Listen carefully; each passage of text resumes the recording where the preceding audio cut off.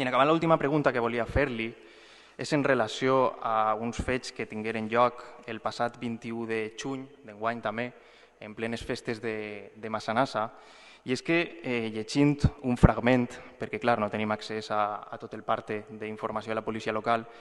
els propis policies locals conten, y llis textualment, se recibe llamada del inspector tal informando de que el compañero con NIP tal se encuentra enfermo y que no vendrá a trabajar, según indica, y por orden directa del señor concejal de seguridad, el señor José Luis Iraola,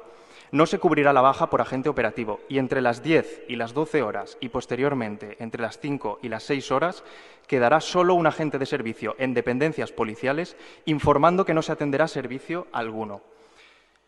Jo la pregunta que li faig és si a vostè això què li pareix,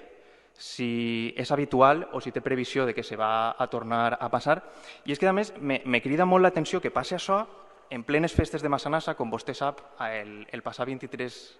esta setmana, la policia local de Massanassa, junt a altres policies de la comarca, han tingut que atendre una pelea multitudinària en les festes d'Albal, que a més ha obligat a suspendre alguns events i demés. Però és que, a més, aquest mateix dia que Massanassa li dia a una gent que se quedara en el retén i que no isquera,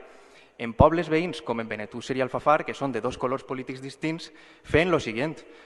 Diu la prensa: Benetússer firma un convenio de colaboración con Alfafar para aumentar el número de efectivos policiales durante sus fiestas mayores. Una doble pregunta, senyor Comes. Què li pareix a vostè això de deixar a una gent a soles en ordre directa del seu regidor de seguretat de no eixir de les dependències policials? I un prec, que no passe més.